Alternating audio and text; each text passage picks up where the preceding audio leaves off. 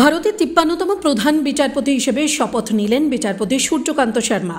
বিচারপতি বি.আর. গাভাইয়ের স্থলাভিষিক্ত হয়েছেন তিনি। ভারতের ৫৩তম প্রধান বিচারপতি হিসেবে বিচারপতি সূর্যকান্তকে শপথ বাক্য পাঠ করান রাষ্ট্রপতি দ্রৌপদী মুর্মু। রাষ্ট্রপতি ভবনে এই অনুষ্ঠান হয়। শপথ অনুষ্ঠানে উপস্থিত ছিলেন প্রধানমন্ত্রী নরেন্দ্র মোদী, কেন্দ্রীয় স্বরাষ্ট্রমন্ত্রী অমিত শাহ, স্পিকার ওম বিড়লা, প্রাক্তন প্রধান বিচারপতি বি.আর. গাভাই, জে.পি. নাড্ডা, প্রতিরক্ষা মন্ত্রী রাজনাথ সিং প্রমুখ।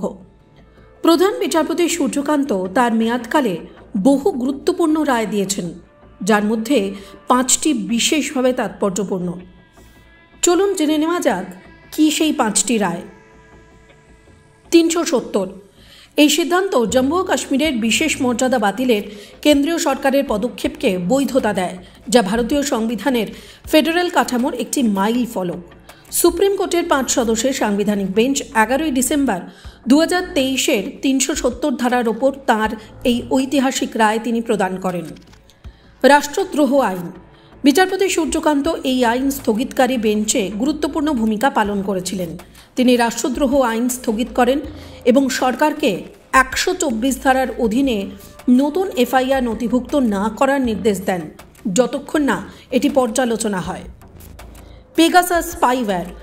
পেগাসাস স্পাইওয়্যার মামলায় বিচারপতি সূর্যকান্ত বেঞ্চে থাকাকালীন বলেছিলেন যে জাতীয় নিরাপত্তার নামে রাজ্যকে অবাধে পাশ দেওয়া যাবে না। এরপরে আদালত সাইবার বিশেষজ্ঞদের একটি স্বাধীন কমিটি গঠন করে। বিহারের ভোটার তালিকা।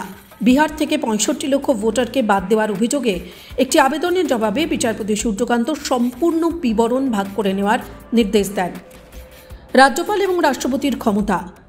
২০ নভেম্বর ২০২৫ ৫ সদস্যের একটি সাংবিধানিক বেঞ্চ ১৪৩ ধারার অধীনে রাষ্ট্রপতি দ্রৌপদী মুর্মুর রেফারেন্সের ওপরে তার মতামত প্রদান করেন, যেখানে বিচারপতি সূর্যকান্ত গুরুত্বপূর্ণ ভূমিকা পালন করেছিলেন।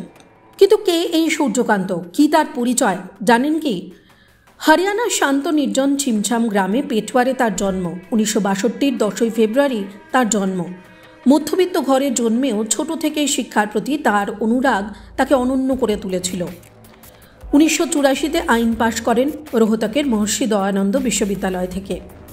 সাংবিধানিক আইন, মানবাধিকার, প্রশাসনিক ইস্যু সংক্রান্ত প্রায় হাজারখানেক রায়ের সঙ্গেও জড়িয়ে রয়েছে সূর্যকান্তের নাম। টাইমস নাও খবর।